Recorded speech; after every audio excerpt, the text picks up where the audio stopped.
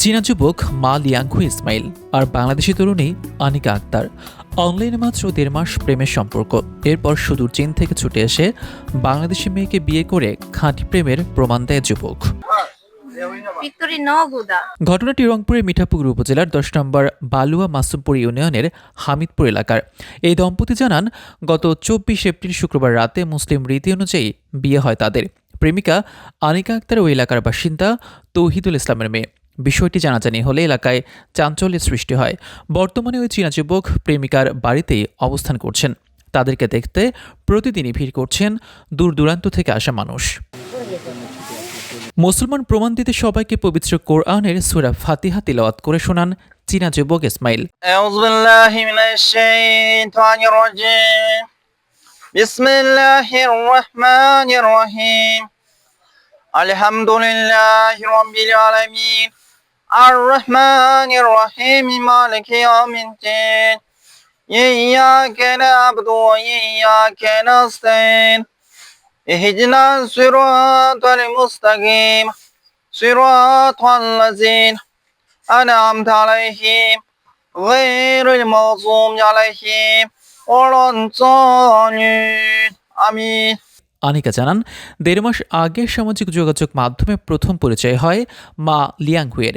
পরিচয়ের অল্প সময়ের মধ্যে তাদের দুজনের মধ্যে গভীর প্রেমের সম্পর্ক গড়ে ওঠে। সেই ভালোবাসার টানেই ১০০০ মাইল পাড়ি দিয়ে বাংলাদেশে ছুটে আসেন এই যুবক।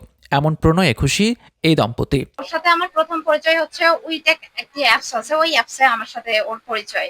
এরপর আমরা টেক্সট মাধ্যমে কথা বলি এবং ট্রান্সলেট করে তার এসএমএস আমি বুঝি।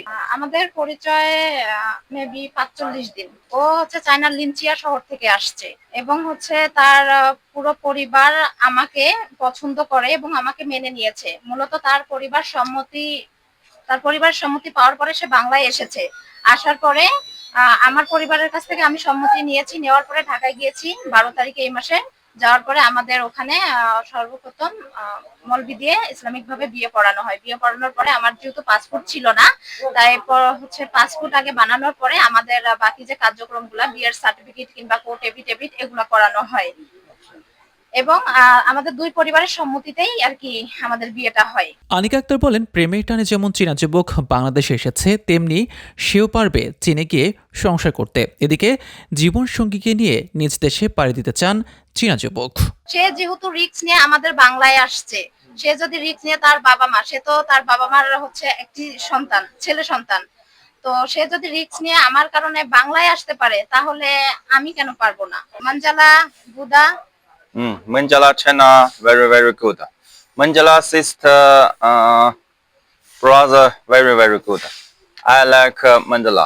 আনিকা আক্তার জানান, চীনা যুবক ইসমাইল ঢাকায় আসেন ১২ এপ্রিল। সেদিন তাদের প্রথমবার বিয়ে হয়। পরে গ্রামের বাড়িতে এসে পরিবারের উপস্থিতিতে হয় দ্বিতীয়বার বিয়ে। ইসমাইল চীনের মুসলিম প্রদেশ লিনচিয়া শহরের বাসিন্দা বলে জানা যায়।